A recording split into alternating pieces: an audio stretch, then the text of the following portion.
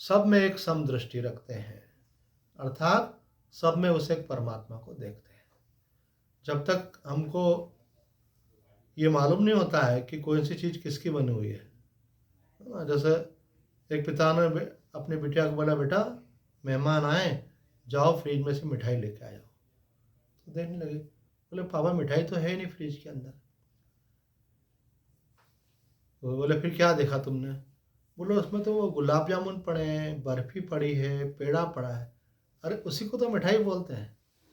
एक ही मिठाई के कई रूप होते हैं ऐसे। तो एक ही परमात्मा के अनेक रूप हैं। तो तन्वी कौन है? बोले परमात्मा का रूप। त्रिवेणी कौन है? परमात्मा का रूप। राम कौन है? परमात्मा का रूप।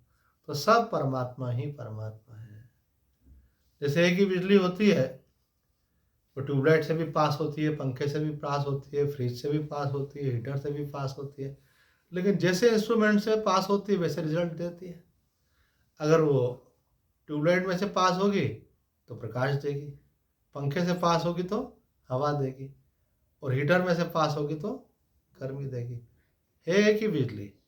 तो वही परमात्मा का चैतन्य जो है, परमात्मा चैतन्य सर्वत्र व्याप्त है, लेकिन अंतःकरण के भिन्नता के कारण व्यवहार में भिन्नता है। परमात्मा तो वहाँ भी है, लेकिन संस्कार अलग अलग हैं। तो जिसके जैसे संस्कार है उसका व्यवहार वैसा होता है। कई लोग बोलते हैं इतना तो दुष्ट है, इसको परमात्मा के रूप में कैसे देखें? ऐसे एक माँ अपने बच्चे के लिए बोलती है, ये एक नंबर का बुद्धू है ये, हैं? अब आप बोलते हो सबको परमात्मा देखो, इसको कैसे परमात्मा देखो? मैंने बोला कि चैतन्य तो है, वो चैतन्य की शक्ति के कारण ही मस्ती करेगा, खटपट करेगा, कुछ भी करेगा। जो चैतन्य स्वरूप है वो परमात्मा है, जो अस्तित्व है उसमें परमात्मा है। वो आनंद जो है वहाँ पे वो परमात्मा है। वो आनंद ढक जाता है, कई बार कोई इच्छा हो जाए तो ढक जाता है। इच्छा हो जाए तो आदमी व्याकुल हो जाता है, कब पूरी होगी, कैसे पूरी होगी। और कोई इच्छा नहीं हो तो आदमी आनंद में। रात को सो जाओ तो नींद में भी आनंद है, जब कुछ भी नहीं चाहिए तो आनंद है। तो सच्चिदानंद स्वरूप परमात्मा सबके अंदर विराजमान है। तो आप व्यक्ति को भी देखो और परमात्मा को भी देखो। परमात्मा को देखना मत भूलो। अभी हम क्या करते हैं, केवल व्यक्ति व्यक्ति देखते हैं, परमात्मा को भूल जाते हैं। अभी हमको क्या नया अभ्यास करना है कि सब में वही है, सब में वही है परमात्मा, ऐसे। तो उससे आपको क्या फायदा मिलेगा कि सबसे व्यवहार करते हुए भी परमात्मा का स्मरण बना रहेगा। माला रहते हैं ना, उसमें 108 दाने होते हैं।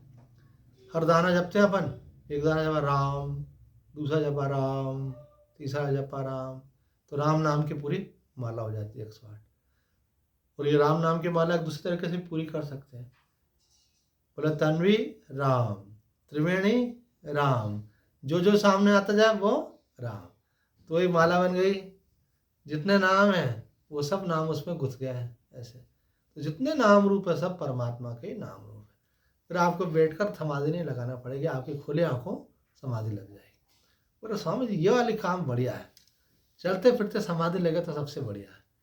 हाँ बढ़िया तो है, लेकिन ये इतनी जल्दी लगती नहीं है, क्योंकि मन मनुष्य का बड़ा चंचल है, और नाम रूप का राग द्वेष का अभ्यास है। जो उसको प्यारा लगता है उसमें राग हो जाता है, आसक्ति हो जाती है, और जो उसको खराब लगता है उसमें द्वेष हो जाता है। अरे बोले ये कहाँ से आ गए, है ना? कोई परेशान करता होगा क्या, अरे ये कहाँ से दिख गया आज। तो कोई अच्छा लगता होगा, अरे आप आ गए, बड़ा अच्छा लगा, हम तो याद ही कर रहे थे आपको। तो जो अच्छा लगता होगा उसको याद करेगा, उसको देख करके उसमें राग करेगा, और जो कष्ट देता होगा तो उसके प्रति द्वेष भाव रखेगा। तो वो भूल ही जाएगा कि परमात्मा, वो तो उस भगवान की माया इतनी प्रबल है कि जब किसी से प्रेम होता है तो आदमी उसमें इतना अटक जाता है कि परमात्मा को भूल जाता है। परमात्मा भी हंसते, देखो मेरी लीला में, मेरी माया में ये जीव अटक गया और मुझे भूल गया। तो ये योगी जो है वो सबके अंदर एक परमात्मा देखता है, लेकिन माया का प्रभाव उसको नहीं हो, इसके लिए पहले उसको कुछ तैयारी करनी पड़ती है। तो वो तैयारी क्या करना पड़ती है, तो अगले श्लोक में भगवान बता रहे हैं। क्योंकि ध्यान योग का अध्याय है, भगवान ध्यान के बारे में सब बातें बताएंगे। योगी युञ्जीत सततम आत्मानं रहसि स्थिता एकाकीयत चित्तात्मा निराशीर परिग्रह। श्लोकार्थ है, योगी सब प्रकार की आशा को त्याग कर तथा सब परिग्रह को छोड़कर अकेला ही एकांत स्थान में रहकर तथा मन और शरीरों का संयम करके चित्त को निरंतर आत्मा में लगाता रहे। भगवान बताते हैं योगी को कैसा होना चाहिए। तो आप कौन हो अभी? अगर दो ही तरह के लोग होते हैं संसार में, एक होते हैं योगी और दूसरे होते हैं भोगी। जिसको संसार प्रिय लगता है वो भोगी, और जिसको परमात्मा प्रिय लगते हैं वो योगी। परमात्मा प्रिय तो लगते हैं, लेकिन अभी परमात्मा में मन टिकता नहीं, चला जाता है संसार में। तो धीरे धीरे योगा अभ्यास करने से आप योगी बन पाएंगे। योगी बनने के लिए भगवान ने यहाँ पे कुछ बातें कही है कि योगी कैसा होता है।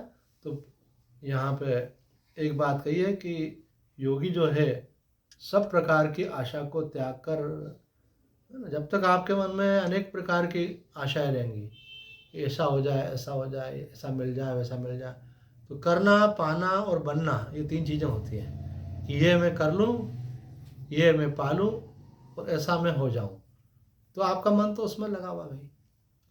योगी का मन उसमें नहीं रहता है। योगी का मन रहता है सब कुछ छोड़कर परमात्मा में। हाँ, बाकी व्यवहार में आने पर यथा योग्य व्यवहार कर लेगा, बाकी जहाँ उसको अपना व्यवहार से निवृत्ति मिली तो एक अपने आत्मा में स्थिति है ऐसे। और ज़्यादा तो अच्छा यही है कि अगर जिनका अभी क्या है, बहुत बड़ी गड़बड़ी हम लोग ये करते हैं, हमारे शास्त्रों ने 4 विभाग कर रखे हैं। आपकी आयु मानो अगर 100 वर्ष की है तो 25 वर्ष की आयु तक आपको चाहिए विद्या अध्ययन करो, ज्ञान प्राप्त करो, संयम से जीवन जियो। फिर बाद के 25 वर्ष में क्या विवाह करके गृहस्थ जीवन जियो। गृहस्थ जीवन इसलिए कि आपके मन में कोई इच्छाएं थी तो धर्मपूर्वक उनकी पूर्ति करो, धन अर्जन करो, सुख लो, आप सब सुविधाएं लो, सब कुछ देख लो। फिर आपने 50 साल की उम्र तक सब कर लिया, बच्चों की शादी कर दो और उसके बाद में फिर वानप्रस्थ में आ जाओ। मतलब अब दुनिया देख ली, अब परमात्मा का भजन करेंगे। लेकिन लोगों की स्थिति यह है कि दूसरे वाले में तो जाते तो हैं पर लौट के नहीं आते, है ना। जैसे कोई मेले में गया, मेले में ही खो गया। तो ऐसे लोग बोले गृहस्थ आश्रम में जाते तो हैं, लेकिन अपने एक आयु के बाद में उससे उपराम होना चाहिए, उपराम नहीं होता है। क्यों? उसमें फंस जाते हो। तो यहाँ पे तो ये कहा है कि जिसको योगी बनना है उसको एकांत स्थान में अकेला रह करके साधन करना चाहिए। मतलब संसार का व्यवहार का त्याग कर दो। अगर आप विवाहित हो तो पति पत्नी दोनों तीर्थ में चले जाओ। और आजकल तो कितनी बढ़िया व्यवस्था है कि अगर आप नहीं जा रहे हो तो आपके बच्चे ही पढ़ने के लिए जा रहे हैं, नौकरी करने जा रहे हैं, तो आपका घर ही तीर्थ हो गया। पर तीर्थ तब होगा जब वहाँ रह करके भगवान का भजन करो। आपके घर में साधु संत आए, आपके घर में सत्संग हो, आपके घर में सच्चर्चा हो, ऐसा वातावरण बने, हवन हो रहा है, कीर्तन हो रहा है ना। आप जो है रोजाना महात्मा के पास जा रहे हैं। अब आदमी को अपने घर के काम से फुर्सत नहीं, महात्मा के पास कैसे जाए? बोले बड़ा कठिन है ना। अभी हम चर्चा कर रहे थे आप सत्संग के शुरू में कि देखो भगवान का जो भक्त होता है ना वो दक्ष होता है। वो संसार में तो रहता है लेकिन संसार में रह करके भी अपना रास्ता बना लेता है। बोले हमको जाना है, लेकिन हमको कैसे जाना है? बोले तो आपको लगन होना चाहिए। अगर लगन होगी तो आप कैसे भी चले जाओगे। ऐसे ऐसे विद्यार्थी रहे पढ़ने वाले कि जिनके घर के उस पार, नदी के उस पार स्कूल होता था, तो नदी में तैर करके भी जाते थे। बताओ, हम लोगों को तो सब सुविधा है। तो जिनको लगन होती है उसको कोई रोक नहीं सकता। तेरे कोई नहीं रोकनहार, मगन होए मीरा चले। अगर आपके अंदर एक बार दृढ़ता आ गई तो फिर आपको कोई दुनिया की ताकत रोक नहीं सकती। और अगर आप ढीले डाले हो तो सबसे पहले तो आपके घर वाले ही आपके गर्दन दबाएंगे। कोई मुझसे पूछ रहा था ऐसा कि स्वामी जी ये एक व्यक्ति दूसरे पे शासन क्यों करने लग जाता है? तो मैंने कहा पिछले जन्म में ये जानवर थे ना, तो वो अभी इनका जानवर गया नहीं है। जानवर क्या होता है? दूसरे को दबाते हैं। एक जानवर दूसरे को देखेगा घूर रहा है, करते हैं ना ऐसा। अब शेर के सामने कुत्ता आ जाएगा तो कुत्ते के सामने बिल्ली आ जाएगी, तो एक कुत्ते के सामने दूसरा कुत्ता आ जाएगा। तो मैंने बोला इनका अभी ख़त्म नहीं हुआ है, ये ड्रेस इन्होंने मनुष्य वाली पहन ली है पर अंदर वही बैठा है। तो क्या करते हैं? दूसरे को दबाते हैं। और उसके भी इमोशंस हैं, उसके भी अपने स्वातंत्र है, वो भी इंसान है, उसकी भी अपनी फीलिंग्स हैं। उसका सम्मान करना चाहिए। कभी किसी के ऊपर अत्याचार नहीं करना चाहिए, सबसे प्रेम करना चाहिए। लेकिन हम समाज में देखते हैं कि एक दूसरे पे शासन करते हैं। तो कहीं पति पत्नी पे शासन कर रहा, तो कहीं पत्नी पति पे शासन कर रहे। अरे वही शादी तुम्हारी हुई, तुमको तो सबसे बढ़िया मित्र मिल गया। एक दूसरे का ध्यान रखो, प्यार करो, है ना, सहयोगी बनो एक दूसरे के। तो दोनों की यात्रा कितनी सुगम हो जाएगी। माँ बाप बच्चों पे शासन करते हैं, कभी ना समझो तो करो भाई ठीक है, पर वो नहीं, आदेश पालन, हमने बोला तो वो करना पड़ेगा, ये नहीं होना चाहिए। प्यार से समझाना चाहिए उनको।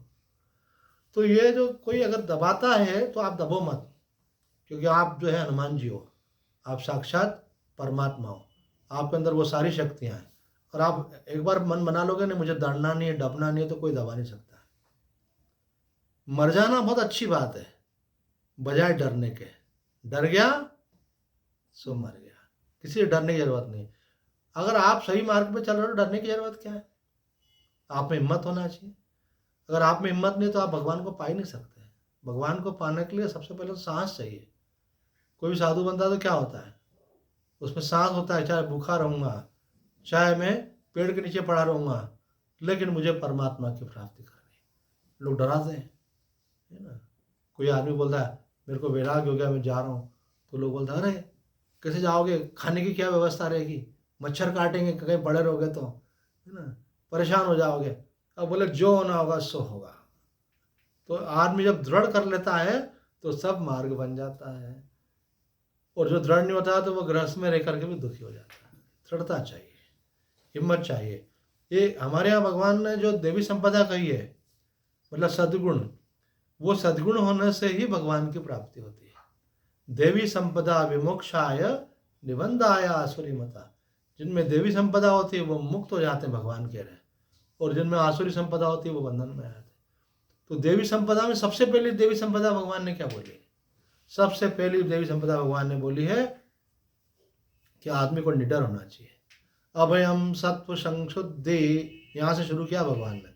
अभयम सत्व संशुद्धि ज्ञान योग व्यवस्थिति दानम दमश्च यज्ञश्च स्वाध्याय तप आर्जवम।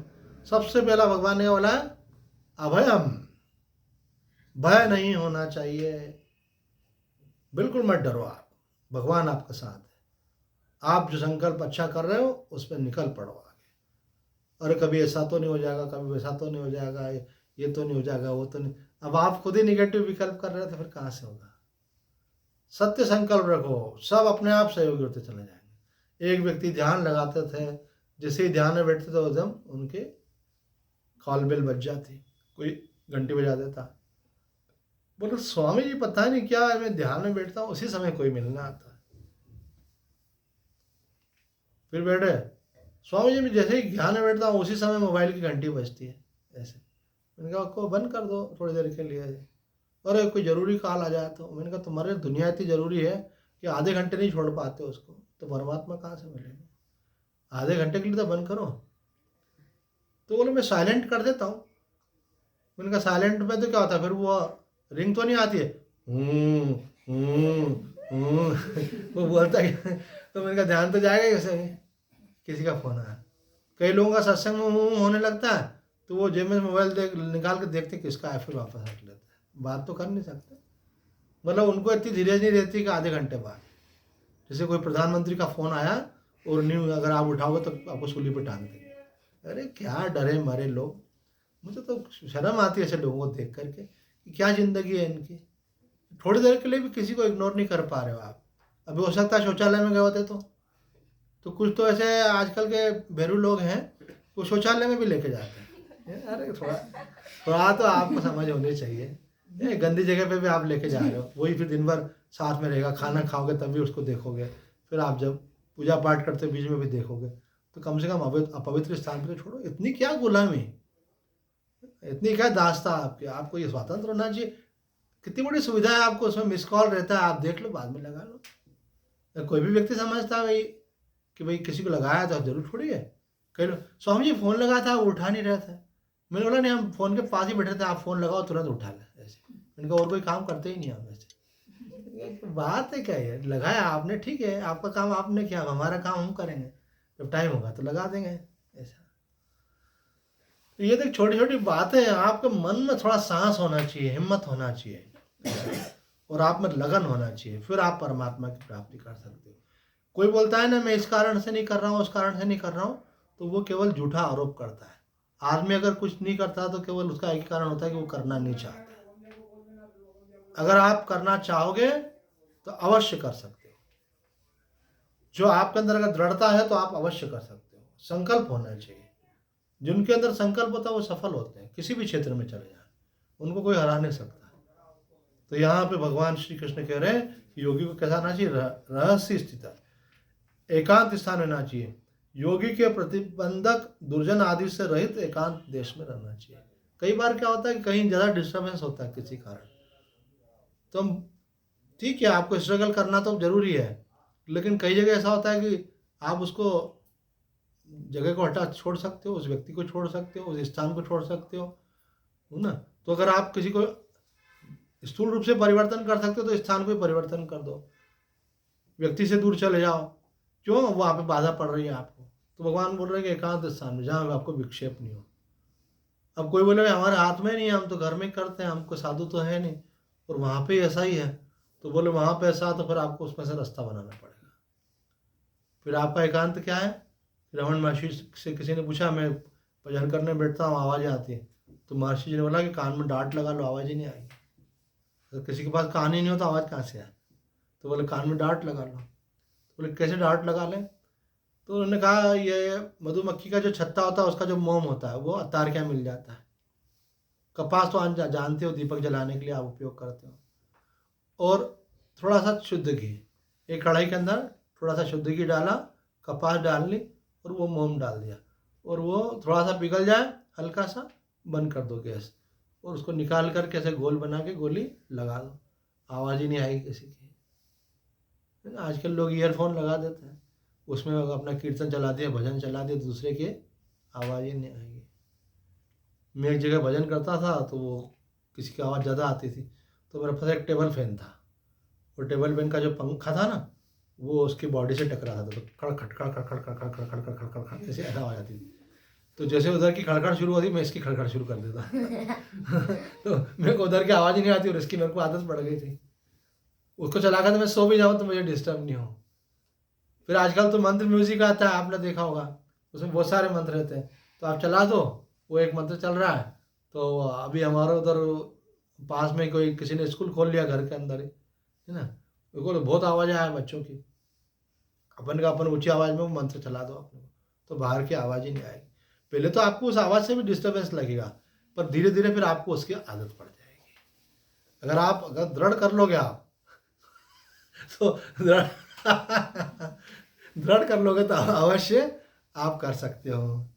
तो यहाँ पे भगवान कह रहे हैं एकांत स्थान में रहकर, निराशी का मतलब है कि वैराग्य की दृढ़ता। भगवान ने आरंभ यहीं से किया इस श्लोक का, योगी युंजित सततम आत्मानं रहस्य स्थित एकाकी यत चित्तात्मा निराशीर अपरिग्रह। निराशी का मतलब होता है कि अब उसके मन में संसार से वैराग्य, आशा एक राम जी से दूसरी आशा छोड़ दे। आशा एक राम जी की, एक ही आशा है बस राम जी से मिलने की, और दूसरी आशा छोड़ दे, तब तो आपको राम जी मिलेंगे। राम जी इतने सरल थोड़ी मिलना, राम से मिलना बड़ी बात है, राम से बड़ा कोई नहीं संसार में। तो परमात्मा को पाना है तो आपको संसार के आकर्षण का त्याग करना पड़ेगा। ये भी मिल जाए, ये भी मिल जाए, ये भी हो जाए, वो भी हो जाए, वो भगवान भी मिल जाए तो नहीं। हमारे पूज्य स्वामी सत्यानंद जी महाराज एक वचन बोलते थे, वाणी थी उनकी कि परमात्मा से मिलना सरल है कि कठिन। परमात्मा से मिलना सरल है कि कठिन। तो वो बोलते थे परमात्मा से मिलना बहुत सरल है।